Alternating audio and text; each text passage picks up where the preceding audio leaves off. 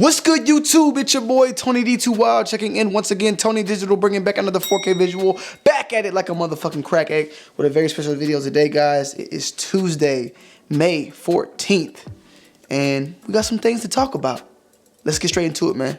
Lego. First things first, you know, I like to break things down, the TV shows, movie news, game news, and all the above. Game of Thrones, I just dropped my very own thoughts and opinions on season 8 right now. It's live on my secondary channel, and I will link that down below in the description. So if you guys want to check that out, if you want to check out more videos, go and check that out on my secondary channel, Too Wild for TV, and I'll leave you there at that. Next up, I went and saw Detective Pikachu. Overall, a good movie. It had its pros and its cons, but it was a pretty good movie, and it's good. It's something worthwhile seeing. You feel what I'm saying? But it also can wait till it's on Netflix or on demand or something like that. But if you just got some time, go check it out. Pretty good movie overall.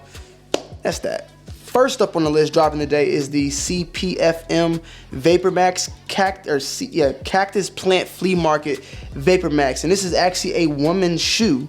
However, your boy's gonna be going after them, you know. So maybe I get the W, maybe I get the L. I don't know. These things are retailing for $250.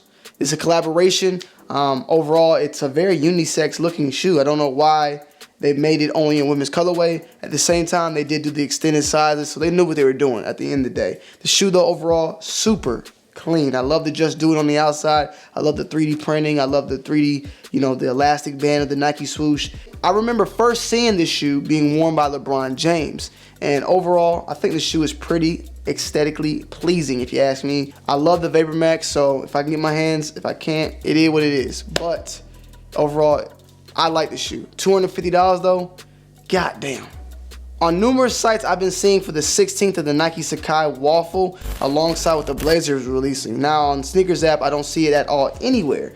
However, this is what's being stated. Maybe you might get a later sneakers release. I don't know, but keep your eyes peeled. Check out Sneaker News. Check out Sneaker Bar Detroit. Check out a couple different sites. Also follow me on Twitter at TonyD2Wild so I guys can keep you up to date on that. However, a lot of sites are saying that this shoe will be dropping on the 16th. So keep your eyes peeled also on the Sneakers app as well, because the shoe could pop up any moment with that. Notify me. That never works at the end of the day anyway, but shit, just keep your eyes peeled because that is a shoe that I've been waiting on and a lot of people are right now as well. Also on the 16th, we had the release of the Nike Presto React. I just did a review on these. These should be dropping tomorrow more than likely. Overall, I love the shoe. $120 at a retail price point. I believe it's going to be the best sneaker for the spring and summer as far as budget. And just being on everybody's feet, I can see this shoe going around a lot because of the price point and the availability and the multiple colorways that will be dropping on the 16th. Not just this one in particular. There's about like 6 different other colorways, but this one was my favorite and that's why I picked it up. Looks like a Granddaddy's Nutsack split open 5 times in a row with a pack of stewage beans,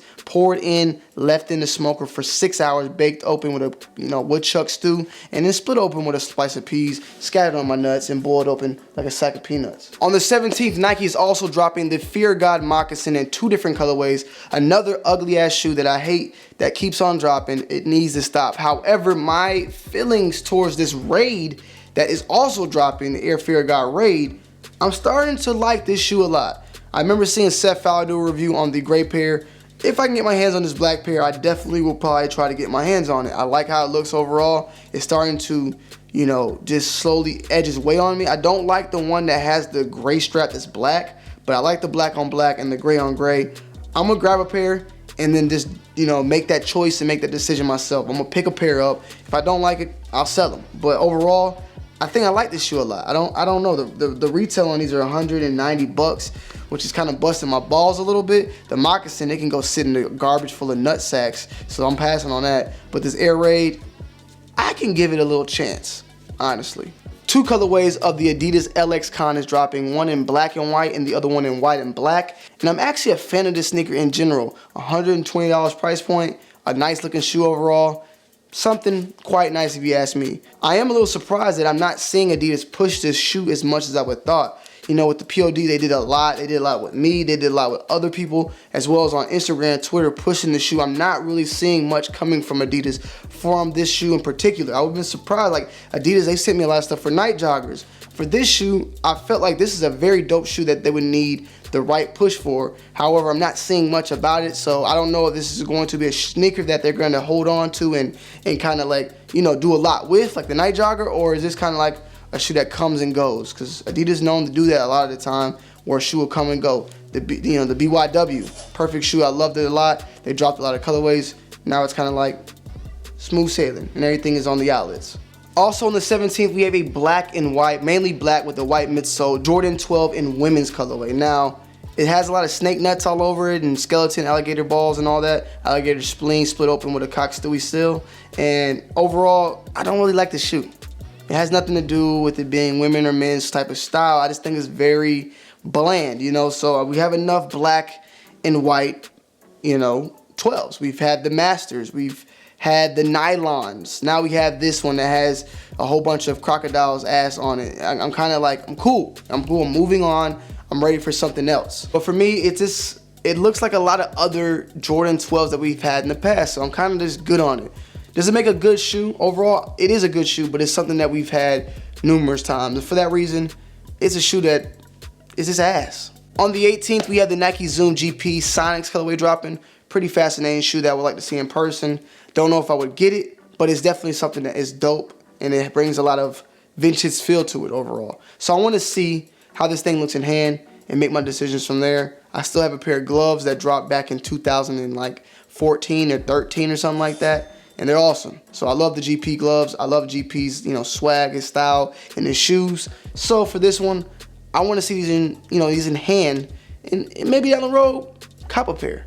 Now, supposedly on the 18th, we're going to be having the release of the Jordan 5 Trophy Room, and this is in the baby blue Jordan 5 colorway. There's also a red colorway. I don't know if this one releases alongside with it. I only saw mainly about this baby blue. Now, I'm pretty sure this is probably a Trophy Room exclusive, so you got to be in Florida for that.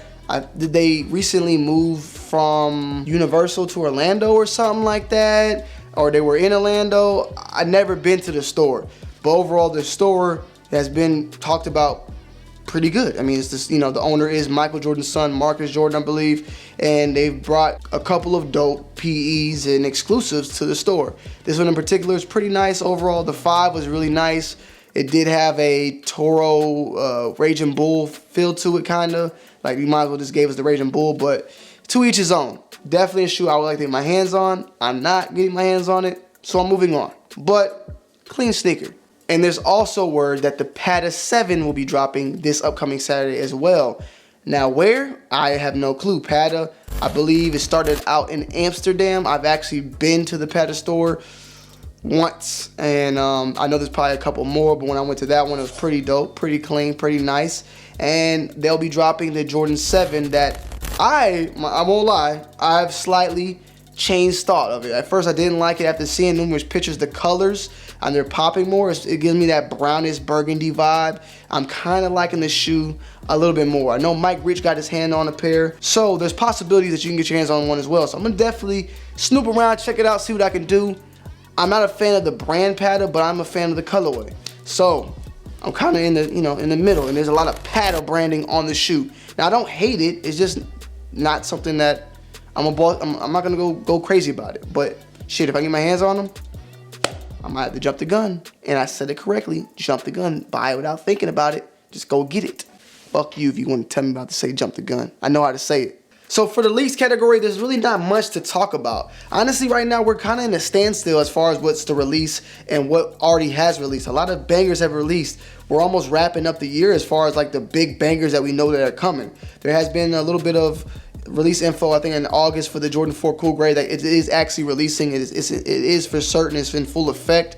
But the shoe I wanted to talk about is the Supreme Jordan 14 collaboration. Now, we've seen this initially in a white colorway, and now we got a black and blue colorway with the studded jacket, apparently representing Jordan when he was wearing a studded jacket that had him, like I had like a little statue of him outside or something like that. I don't give a damn what the hell Jordan wore. Okay, Jordan could have wore, you know, gold chains with silver earrings. This shoe is hideous. Supreme, this is an ugly ass shoe. When it comes to Jordans, they're not, Supreme they haven't did the best when it came to that. You know, one of my shoes in particular, favorite, the Supreme Foamposite. The Supreme 5s, very basic, very bland, ugly. Ugly because it's basic as hell. And with this one, I think this one does it for me. I mean, just this hideous, horrendous. It looks like a damn Jordan 14 with fucking chicken pox and or herpes or some shit all on it. I'm sorry for my language. It just looks like a shit shoe.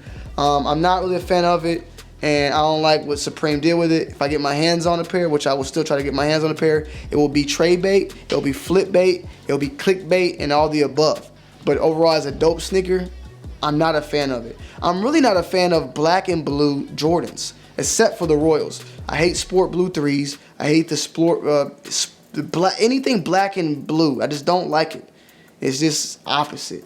Except for Laney 14s, Jordan 4, Jordan 1 Royals, and some maybe some other ones you can find down the line. I love blue. I mean, I love the white and blue sport blues, and I love black and red. I mean, that's all the Jordans. But for some reason, like the black and blue Jordan 12 they're dropping, I just hate the blue that goes with it. It's black and red. Okay, that's just what it is. Sorry, mini rant.